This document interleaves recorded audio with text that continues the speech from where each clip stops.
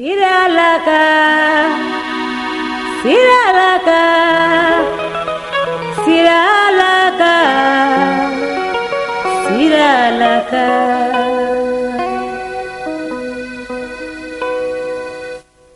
Aye Siralaka, Aye Siralaka, Aye Siralaka, Aye Siralaka, Aye Siralaka, Aye Siralaka, Aye Siralaka, Aye Siralaka. Mote sirabola dalo koronye, mote sirabola kulanga foye, mote sirabola foba foye, moye sirabola kangirindi. Aye Siralaka, Aye Siralaka ito, Aye Siralaka, Aye Siralaka, Aye Siralaka, Aye Siralaka, Aye Siralaka, Aye Siralaka, Aye Siralaka, Aye Siralaka ito, Aye Siralaka, Aye Siralaka. Nijigiyati boro dununya, ina sege ina toro, nisababu ti boro dununya, ina sege ina nyami. Nijigiyati boro dununya, ina sege ina toro, nisababu ti boro dununya, ina sege ina nyami. Dolu sila pomba ukoro, jigiyatu la dununya, dolu sila lo fero, teme batu la dununya. Aye Siralaka ito, Aye Siralaka, Aye Siralaka, Aye Siralaka, Aye Siralaka, Aye Siralaka, Aye Siralaka, Aye Siralaka. Wariti le borati teribo, jone keto jone bora kobo, fana dila teri nyoma, jone keto jone makarana, siti sila takasi, iva soutenir son frère, police la takasi, iva soutenir sa sœur, gendarmerie la takasi, jone keto jone bora kobo, siti sila takasi, jone keto jone makarana, Konneh waton jigi yauko, Konneh waton deri luko. Aye Siralaka, diri dalo banato. Aye Siralaka, Aye Siralaka, Aye Siralaka, Aye Siralaka, Aye Siralaka, Aye Siralaka, Aye Siralaka, Aye Siralaka. Abidjan kula dinya ikolmano, alu ye mi keneye, nesenyina woko, masala le na isala. Abi keita Siralaka, Madam Kamara le koye, Aja Ami Aidara, Madam Jabile Kirika, Aramata Sangari emi, Madam Ture le koye, Ngoro Ture mbifola, Musa Samasi Furunyo, Mariamu Aidara Lolena, Madam Madramane le Kirika, Kadisila Siralaka, Madam Sise le Kirika, Jerika Konneh emi, Abaka Furunyo le koye, Sangari mbifola, Madam Tarawere le Kirika, Fana Konneh Siralaka, Madam Ture le koye, Sara Kamara Lolena, Madam Ture le Kirika, Awa Jabi emi, Makani Jabi Lolena, Waria Lubura ya chebo, Mune koso ite tofo. Aye Siralaka, Wasakara gurubu elefan, Aye Siralaka, Didi dalo banato.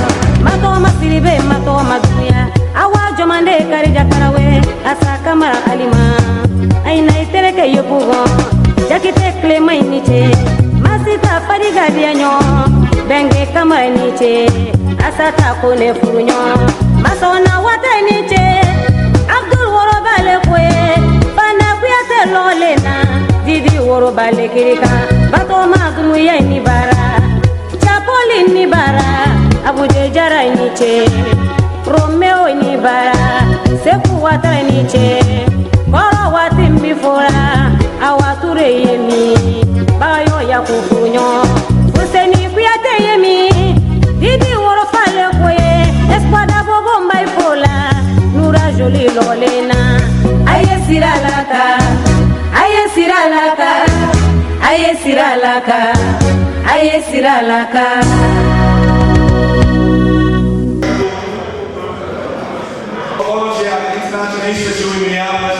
Having immigrated in our organization leadership skills. Ladies and gentlemen, for that introduction. Let's go that everybody will upgrade this minute. that we will continue to work with everybody. Well, I have a speech here. In my head, I'm contemplating whether I should talk to you from my heart or I should stick to my script. Well, I wrote this speech on my 20-hour flight out of Africa to come to Minneapolis. I was on the plane yesterday. I thought about this convention. I thought about you all.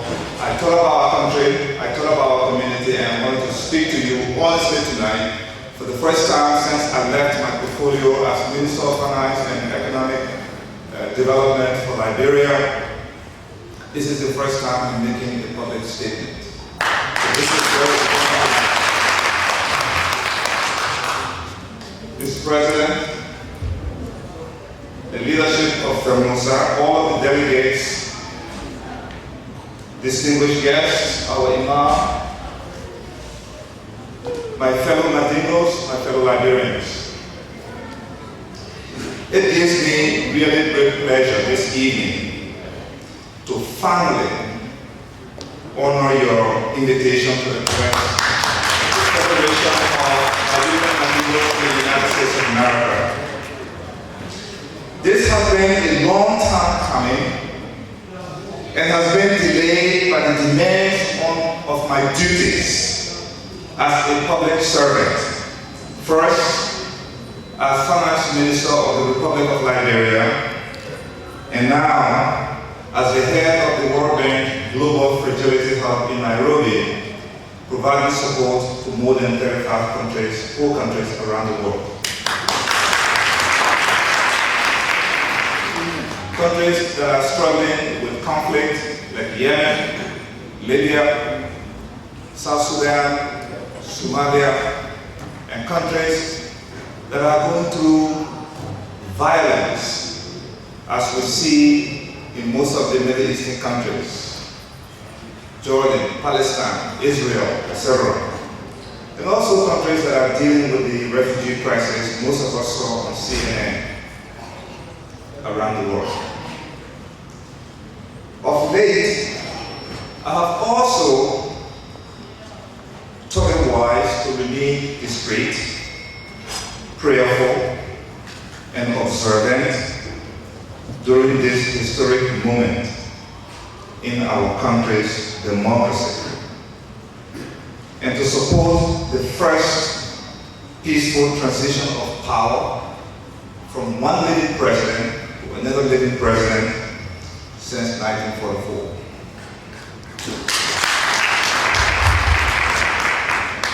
The transition that is about to happen in Liberia, in my humble opinion, if managed well, will further establish Liberia as a true democracy, solidify the fragile peace we have maintained over more than a decade now, and set the tone for the next era when Liberians can begin to cultivate an unshakable society where all tribes, religions, men and women, young and old, can peacefully live together. Therefore, it is very important that all Liberians, regardless of their tribal identities, political backgrounds, religion or otherwise, listen to their better angels and embrace the peaceful transition of political power.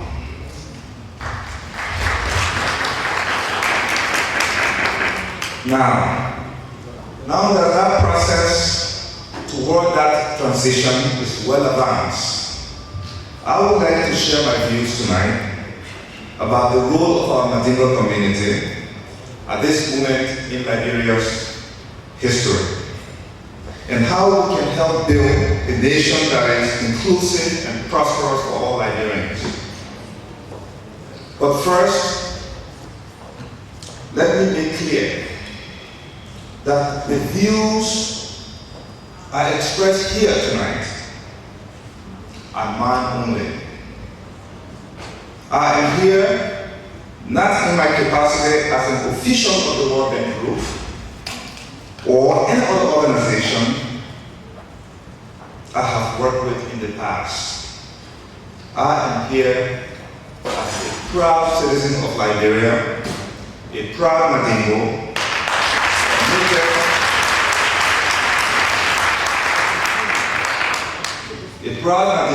committed to the smooth and constructive transition into the next chapter of our national story. I want to begin tonight by talking to you briefly about our past. Before we look to the future, we must examine our past and capture the essence of who we are meant to be. Let's start with our name, Liberia. It comes from the Latin word liber and means land of freedom. As we know, the newly freed Black American founders chose that name for the land where they settled, to announce to the world that Black people too have the right to life, liberty, and the pursuit of happiness. That Black people have the right to freedom. But there were a few things they forgot. Firstly, they forgot to go beyond their own ethnic group that came to Liberia and see that the other Black people they met on that land also have the same right to freedom. We know that story very well, and how it deteriorated over more than a century into the chaos we are just now recovering from.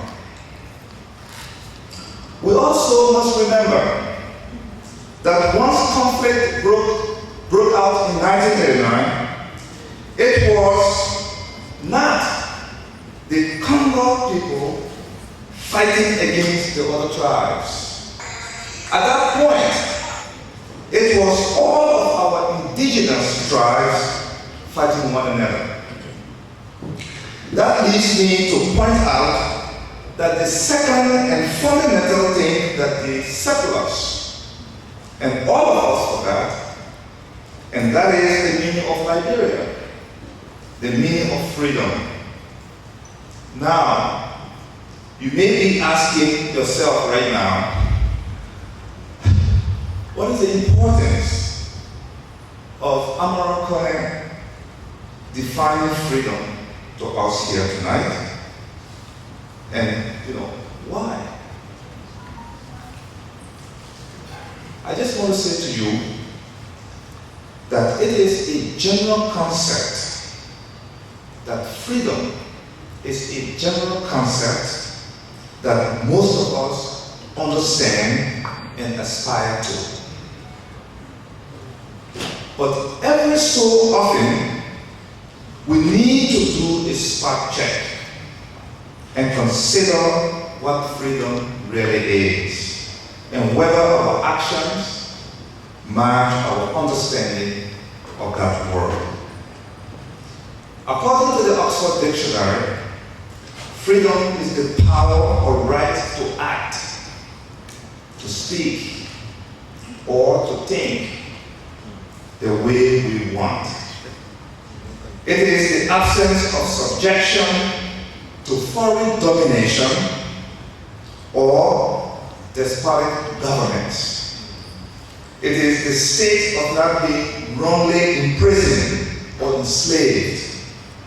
And it is the state of not being subject to or affected by something undesirable. That is the meaning of freedom. I want you to follow me briefly, my fellow countrymen and women.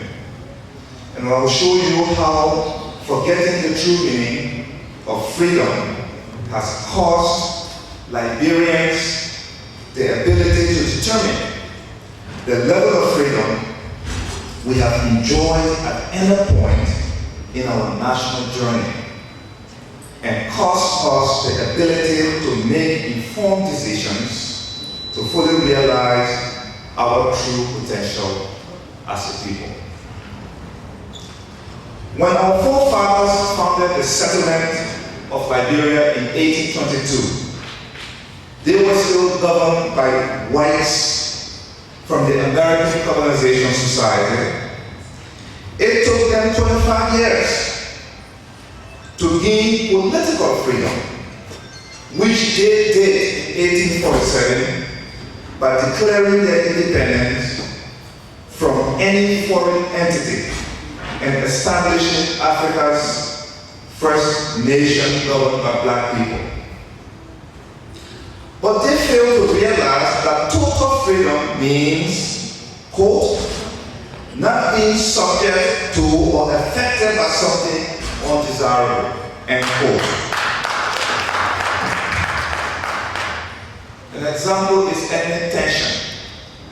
Ethnic tension is something undesirable.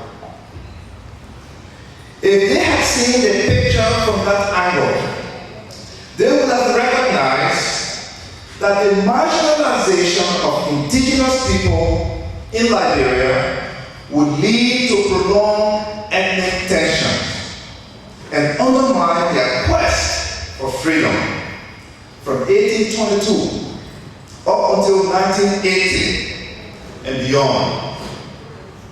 They would then have taken a more inclusive approach to nation building and fostered a more sustainably peaceful and productive society. Ethnic tension is something undesirable. I want us to remember that. On the other hand, our 17 native brothers who taught the fight for freedom justified the assassination of a long-serving Congo president in 1980 also failed to see the big picture of what freedom is. At that time, Liberians of all ethnic groups were right to be angry because of so many of us, whether you were Congo or country, were deprived of the right to act, to speak, or to think as we wanted, and the right not to be subjected to a despotic government. Freedom, remember the definition. But those who chose violence as a means to gain political freedom did not realize that by shooting down a head of state, they were undermining their own hope of gaining political and economic freedom. It was clear during the period leading to 1980, at that particular time, that Liberia was under an autocratic regime, a one-party state, characterized by political exclusion with a one-party state, and that our economy was characterized by a high economic growth without tangible development. But compared to our neighbors on the continent at that time, Liberia was becoming a model for human development, which is a major factor in determining the level and sustainability of economic development as a whole. To be clear, a country's human development is determined by three factors. First, the life expectancy of its people. Second, access they have to quality education. And third, their standard of living, which is calculated by the gross national income, or GNI, per capita. If we evaluate Liberia's performance on these indicators, we will see that Liberians were among the best educated on the continent of Africa for decades, leading to the ethnic tension. Students, this is a fact, students came from all over Africa to attend the University of Liberia and Konneh University in swappable. This is a fact. Graduates from our schools who go abroad and compete with the best students at the most prestigious universities in the world and earn master's and doctorate degrees. We have the highest quality medical facility in the region. And the John F. Kennedy Medical Center at that time was the leading referral hospital in West Africa. We had the best legal minds on the continent long before we even opened a university. The Lewis Attleborough School of Law was one of the best in Africa at that time. And our bar exam was tougher than the bar exam of New York University at that time.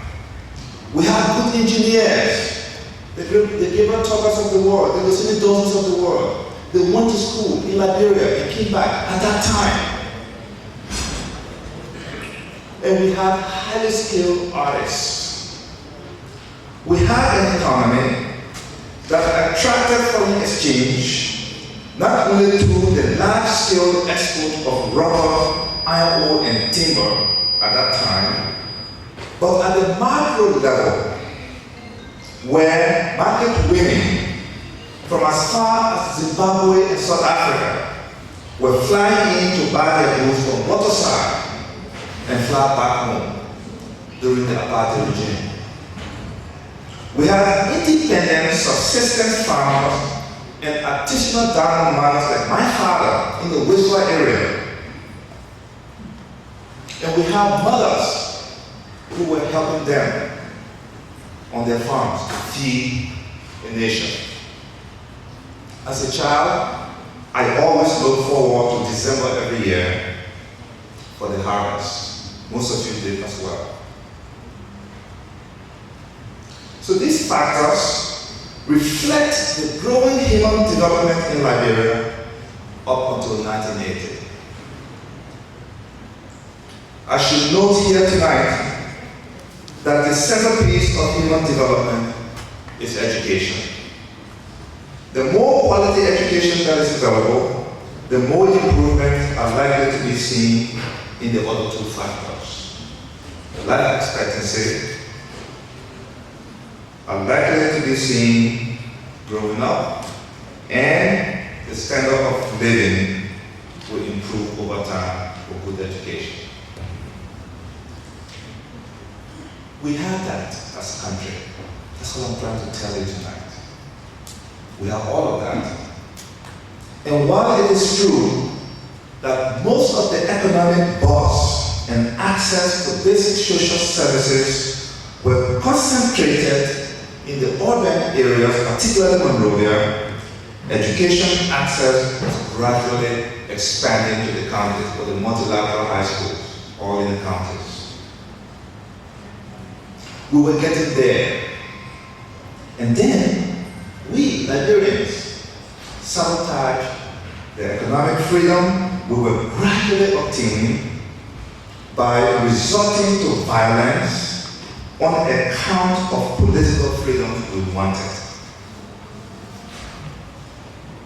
The decision to fight one another along the lines of class and ethnicity set us back decades from where we were before. And here we are today, having just celebrated our 170th year of independence. And Liberia remain the oldest republic in Africa and still one of the poorest in the world. Often, our shallow understanding of what it means to be Liberian, what it means to be free from poverty, social tension, violence, illiteracy, and ill health, all cost us for a long time our place as a leader in the community of nations. New and embattled countries such as Israel and our African neighbors counted on Liberia to validate their claims to statehood in the 1960s and early 1970s.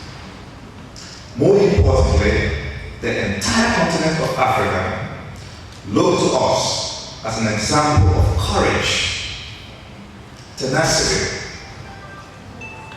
and strategic action required to build and sustain a nation by and for Black people, African people. Not only that, these new African nations look to Liberia for leadership in establishing the framework for cooperation among themselves. We set an imperfect but important example of freedom. But when we began to fight one another, we undermined our political and economic freedom, and as a result, we lost the platform we had on the world stage to demonstrate that Africans can build a successful nation where all people can contribute and succeed. Now, all across Africa, we are fighting each other. Meanwhile, the world is looking at us and adapting the brilliant examples Africans have set, led by Liberia, like establishing the regional integration communities such as the OAU. Liberia started it in Senegal. Then the AU transformed to the AU. ECOWAS, President Talbot. The Manu River Union, President Talbot. So we've been there. We did it first. But the Europeans today built on what we did and expanded on the concept with the European Union.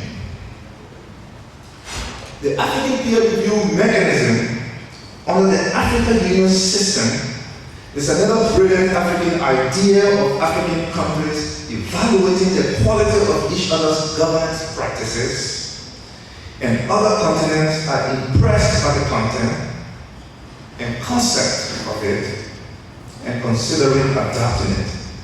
But again, our lack of unity at the national and continental levels constantly undermines our ability to collaborate and to realize the economic and political freedom and the peace our people deserve.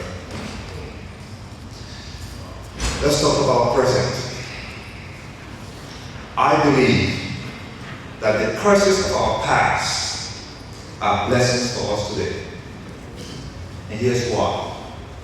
Liberians at home and abroad have seized the opportunity to learn from our mistakes and engage more constructively in national discourse. Yes, we have had many instances where public figures and private citizens have abused their freedom of speech to breed division and undermine progress. Yes, but by the grace of God, we have made it through more than a decade free of violence and have succeeded in the conduct of 2 free and fair general and presidential election cycles. So therefore, we need to, as I listen to the speakers here tonight, the chairpersons of the delegates from the various states, and everybody was talking about Felmausa is bigger than everybody, so is Liberia, which is bigger than all of the candidates running in the race this year. The current electoral process that we are observing now is fraught with controversy as we grapple with the issue of dual citizenship and the constitutionality of our code of conduct, which obligates public servants to vacate their posts at least 2 years before running for elected office. The recent decision of the Liberian Supreme Court on the code of conduct has led to a motion filed by a group of senators to impeach 3 Supreme Court justices, which has been endorsed by the House of Representatives. Please go back and think about freedom, something undesirable, the definition of freedom. So here we are, on the eve of the most important transition in our country's history, where we'll see one lady president pass the baton on to another lady president since Tubman and Bartlett in 1944. Since that time, me and you, our generation, have never seen this happen. It's either a coup d'etat or civil war or chasing somebody out all the time. Why now? Why impeachment now?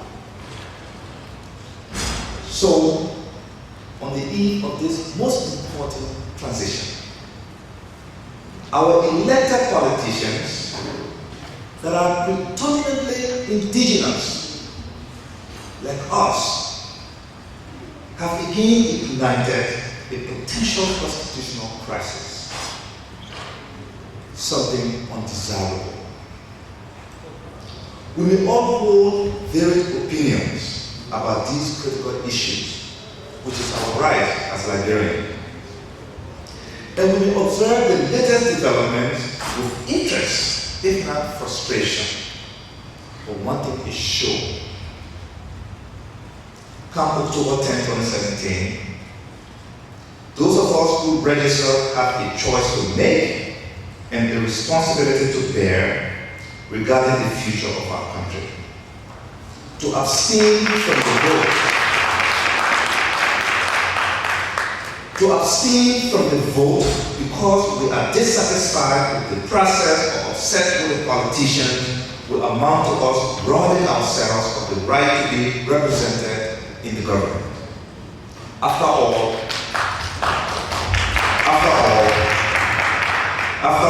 democracy means, quote, ruled by the people, end quote. And the tools that we, the people, have to exert our rulership over our country are our ballots and our voices, just like we are about to do tomorrow here.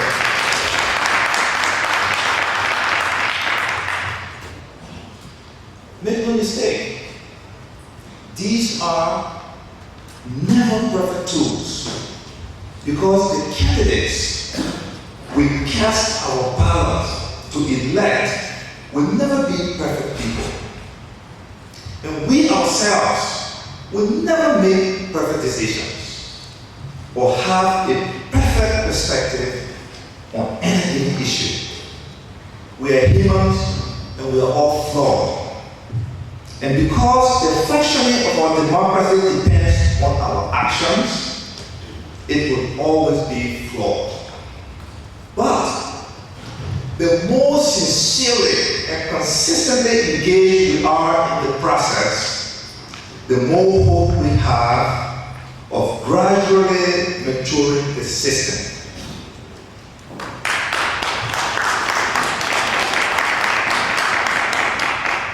My goal tonight is not to excuse the improper actions taken by any political figure in our land, but to urge all Mandingos and Liberians to see our country as we will our own children.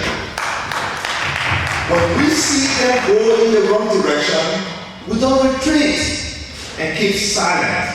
We speak up and we take corrective action. After all, their behavior represents us, and we are ultimately responsible for it. So too, the progress of our country directly reflects the quality of our political institutions and the quality of our actions as voters to hold them accountable. Let us therefore boldly engage in the process, my brothers and sisters. Cast our votes and peacefully accept the results of the election.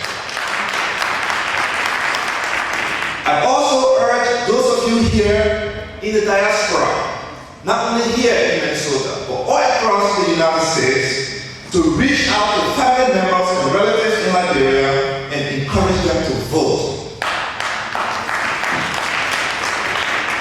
That is the biggest contribution you can make to the process. Let us also continue thereafter to honor those who have been elected, even if we did not choose them. And let us speak out constructively about the issues that matter to us and hold ourselves and our leaders accountable for the direction of our country. The election has to be about issues. After all, it is the issues that matter, not the personalities that are able to excite us or incite in us fear and resentment of people belonging to other tribes, socio-economic classes, or religion. These political personalities come and go, just like previous speakers said here, at this level. 20 years ago, only 12 years ago, we had one group of candidates running for office in Liberia. This year, another group. In the next 12 years, more giants will rise and more will fall. But the issues of education, healthcare, national security, basic social services, water, and inclusive and sustainable economic growth to create opportunities for all, particularly young Liberians, the issue of good governance, justice, rule of law, and national reconciliation will persist in affecting our national trajectory long after every larger-than-life political personality has left this scene. That's the issue in this election. Let me remind you, when the Ebola epidemic attacked Liberia, it didn't distinguish us by tribes or by indigenous versus Congo. These national challenges affected us all in the same ways. The quality of health services and education in Liberia does not affect the Pele people any less than it does the Madingos. The state of our economy does not affect our Madingo community any more or less than it affects the Manos, the Gios, the Krans, the Krus, the Golas, the Rebels, etc. All of our people suffer similar fates, be it Ebola or economic stagnation. So our job as voters, therefore, must be to build with our votes a team that is able and committed to help us overcome the challenges all Liberians face. That team must embrace humility and simplicity, not chasing after pay raises or gas rates or expensive cars and other benefits at the expense of taxpayers, but focusing on restoring the dignity of the Liberian people. That team must firmly uphold sound governance, increase voice and accountability, integrity in the discharge of their public duties and economic and fiscal responsibility. That team that we choose in October must be diverse and embrace the unique perspectives of the people in it that represent all of us. That team must work together. So Liberia is a democracy ruled by the people who choose their leaders. If we want the leaders we have chosen to work together and be unified around the agenda we have set, then we the people must set that example. Reach across ethnic, economic, and religious lines and unite. Indeed, if there has ever been a time when national unity will determine the survival of Liberia, the time is now. As Abraham Lincoln, perhaps the greatest American president, saliently puts it, a country divided against itself is confusion. We need to work together and see our diversity as our strength instead of our weakness.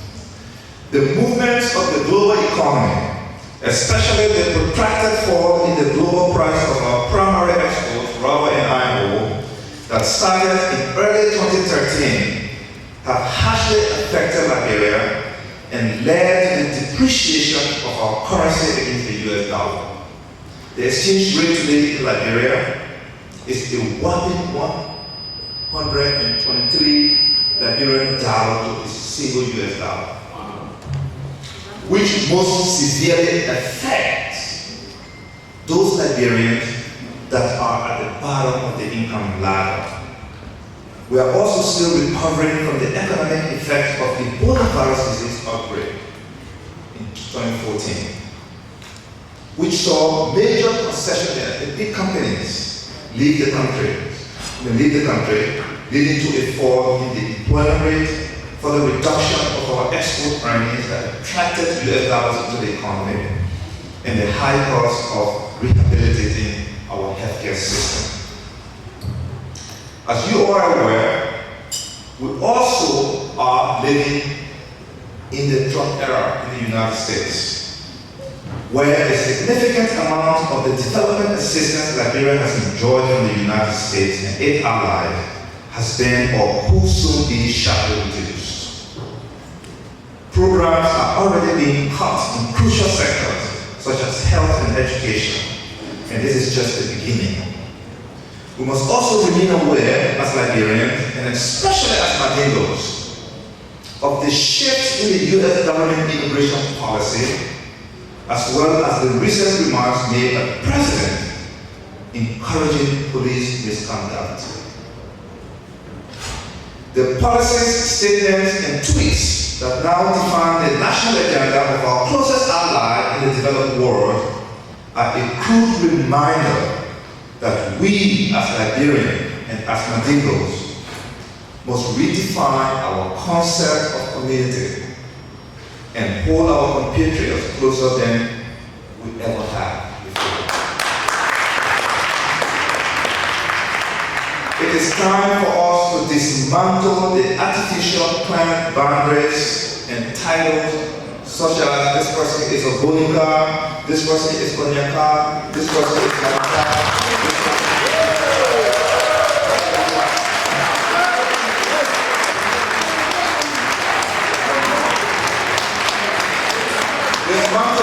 It's not important. Felmausa. And this message is to our compatriots, our fellow Mandingos in Liberia. Hopefully they will see it on Facebook or somewhere else. Felmausa in the United States, as imperfect as it is a good place to start from.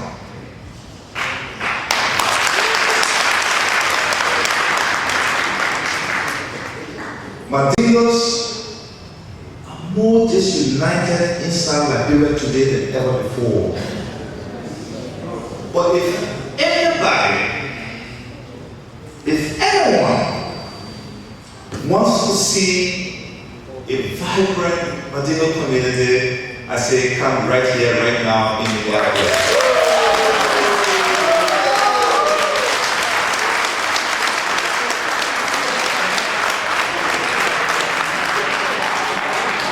Come here and see the true meaning of a vibrant community, a vibrant Mandingo community. Come to Minneapolis.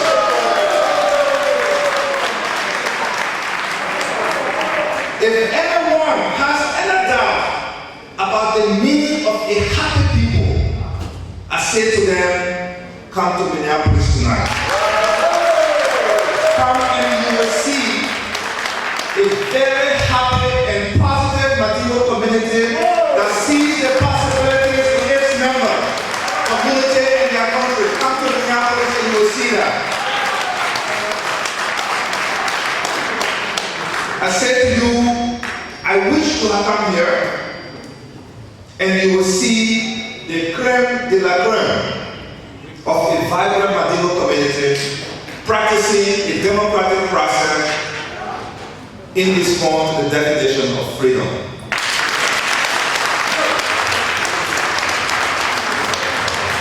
This is what we need inside Liberia. Regardless of the malls we build in our respective communities,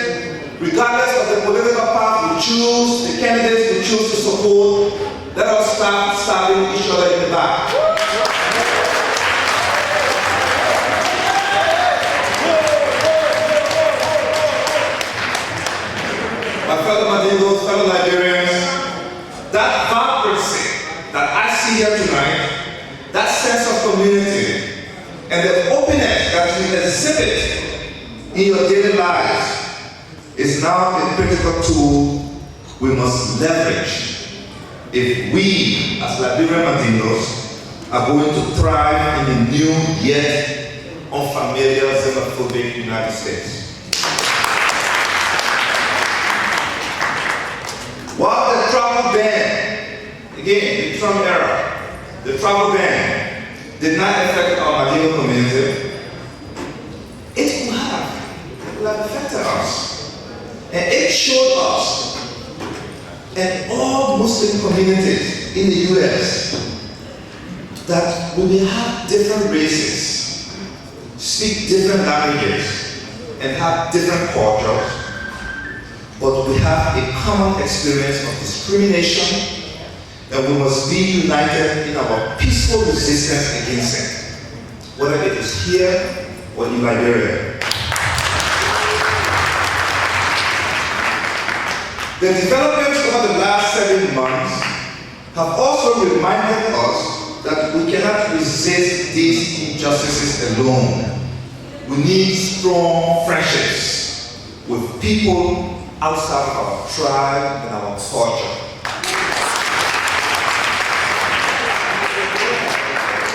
Like those warriors and other activists who put their lives on hold to help Muslim families, the country who gave their representatives in Congress no rest until they overturned the travel ban. Not all of them were Muslims, but they took action because they recognized, but we must do it. Liberia is, after all, a democracy. And as I said before, and as we know, all of us, this means rule by the people. And we are all Liberians. And let's remember the fundamental principle of our political system, that there should be no taxation without representation. Yet, the long-standing religious bigotry in our Liberian politics continue to influence the decisions of Christian politicians to exclude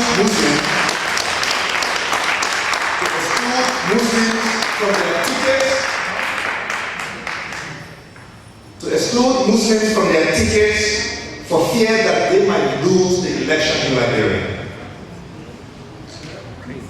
Don't make this mistake. It does not affect just us Mandingos, Muslims who are Muslims. They affect all Muslims in Liberia, whether they are Vai, they are Bola, they are Loma, they are Pele. Any Muslim in Liberia, this affects them.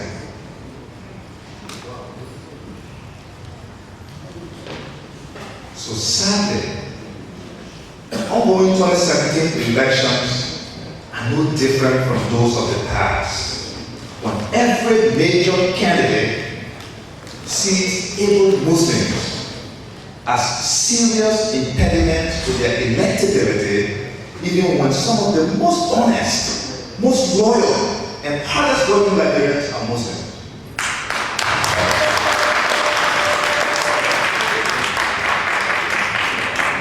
They say that Muslim votes in Liberia are too small a demographic to be worth including. Not recognizing that the national reconciliation we so desperately need in our country is worth more than any one party's popularity. Most importantly, fellow Liberians, my fellow Mandingos, most importantly, those who continue to hold to this bigotry does not recognize that they do so at the expense of national development. We could learn a thing or two from how our West African neighbors are fostering religious inclusion for their peoples to the significant benefit of their economies and societies. Nigeria, Ghana, Cote d'Ivoire, I can go on and name a lot, all have either a Christian or Muslim as president or vice president. And these are thriving economies that have made much of the progress that we aspire to as Liberians. Muslims in those countries have not been a liability at all, but an asset. Almost all 53 countries in Africa celebrate Christmas and at least one Islamic holiday, except Liberia. Except Liberia. They do so to foster unity among their people, while our Liberian elected politicians have chosen to remain blind to the inherent benefits of doing this in Liberia to unite the Liberian people after our bitter experience with this horrible civil war that killed more than 250,000 people. Don't get me wrong, we Mandingos, we Muslims are no different from any other Liberian. Because the beauty of Liberia is the diversity of our physical appearance. Unlike people of other more homogeneous African nations, we don't all look the same.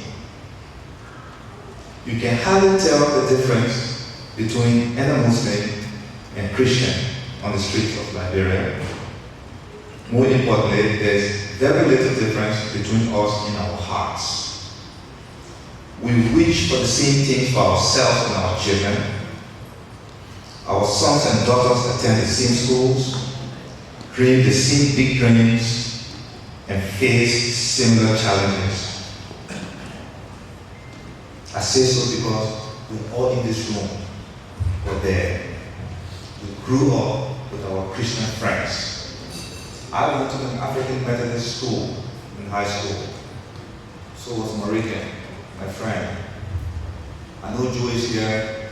He went to a school in Zouadrou with a lot of Christians. All of us did that. We're no different. We aspire for the same thing.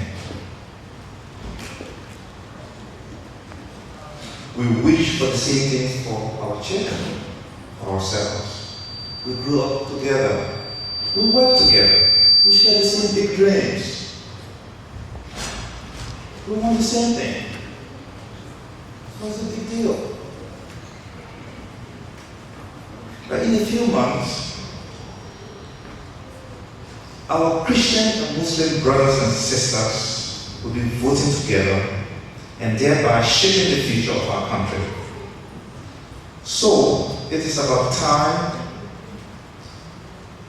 for us as a community to take our rightful place in the national conversation peacefully, knowing that when we stand together and protect our country from the threat of any form of division by any politician, when we build a peaceful bridge to prosperity along with our fellow Christian citizens, when we pay our taxes on time and engage in community development like the clinic our brother wants to build, the library he wants to build in Liberia, and the medical mission that was launched 3 years ago,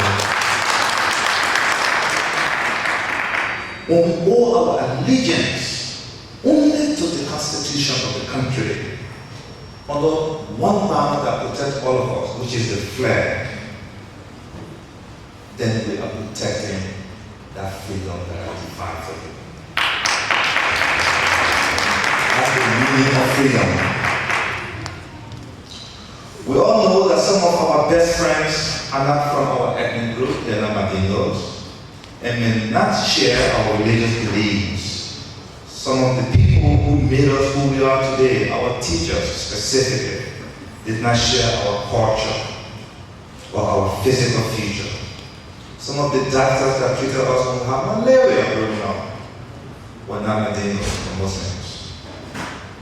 But they poured into us their knowledge and their values, and they helped us develop our brains and talents so that we could become the responsible, productive, and successful citizens that we are today, contributing in significant ways to our country and the global economy. We have benefited as a community from our fellow Liberians and from the people from other tribes and other cultures through our experience in the diaspora. And they too have benefited from us. I believe that the next frontier in our journey as Mandingo and as Liberians together is to recognize that our compatriots are our greatest assets in overcoming the many challenges we face. We have run out of time for nursing old tribal wounds. It is time to count on the cost of freedom and sacrifice our distrust and division to gain the realization of this Liberian dream we are yet to establish.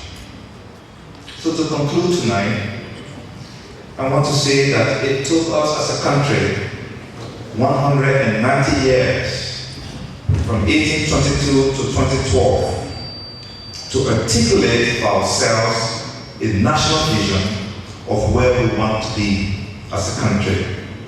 And we did so by looking back and identifying the missteps of our past.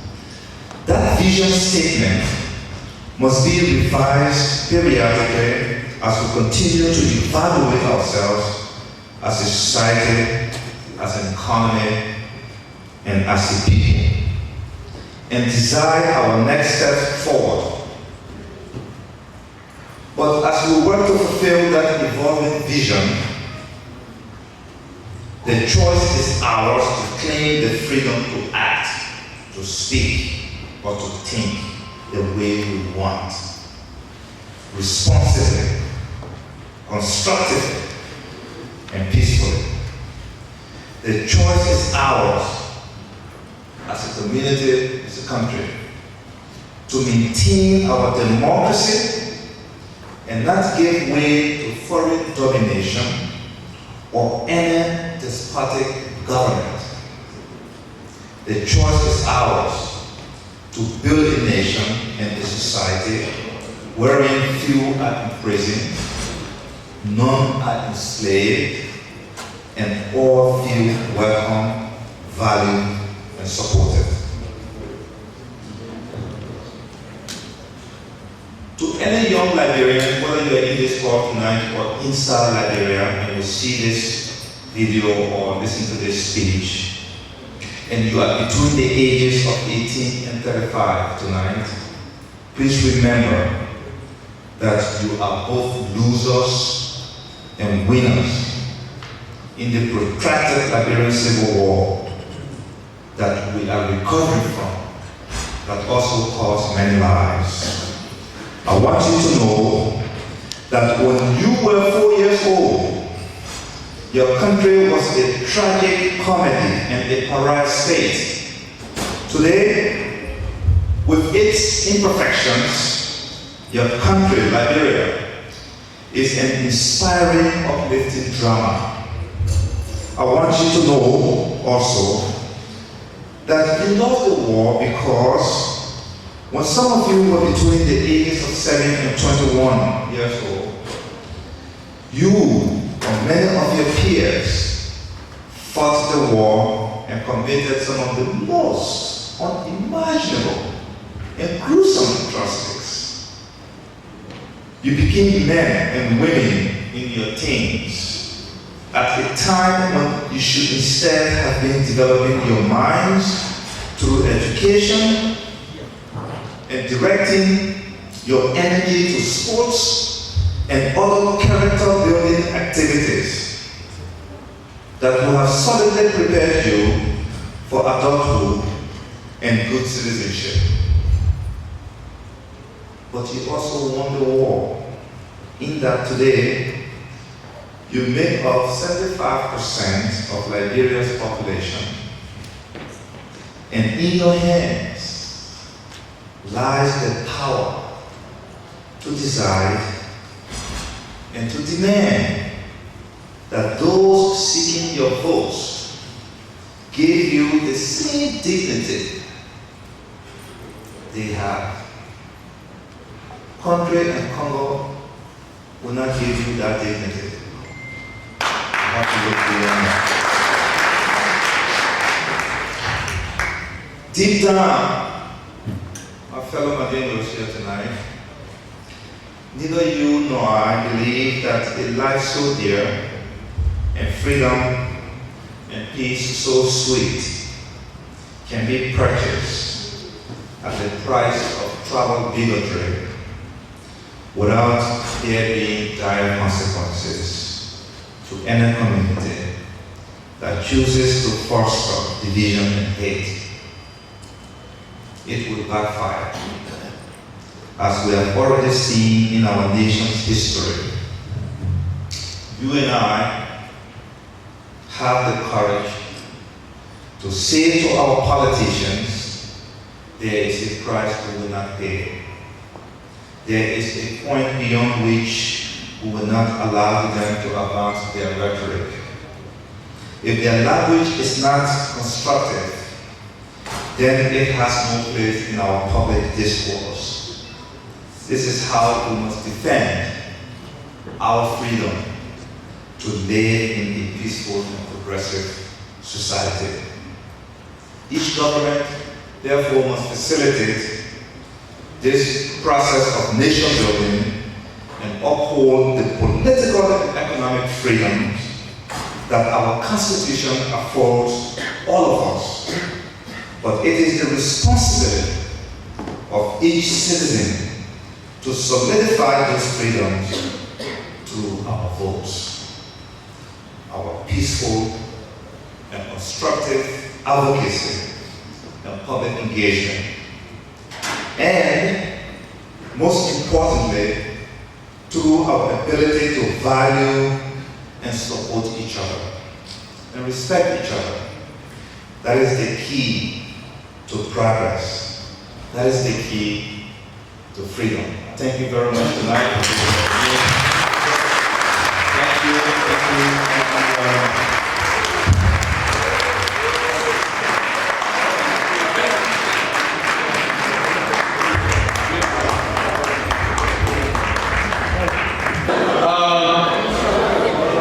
Well, I'd like to thank everybody on behalf of Felmausa, our organization here, particularly the Minister Amara for the excellent speech. Well thought of.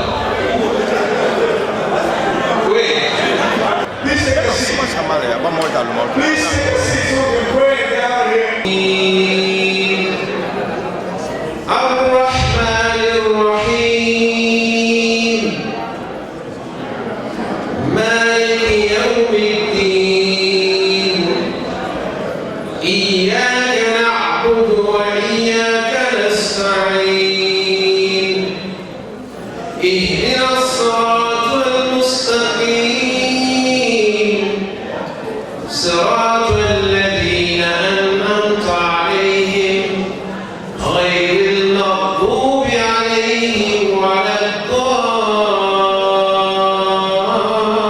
الضالين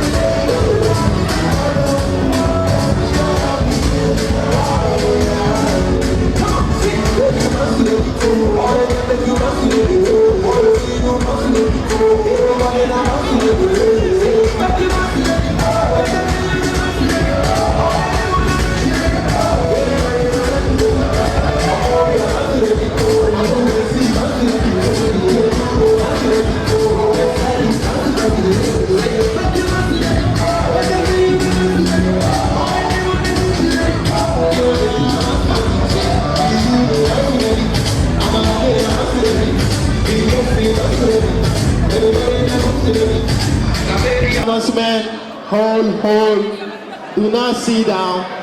Okay. Who's making the announcement?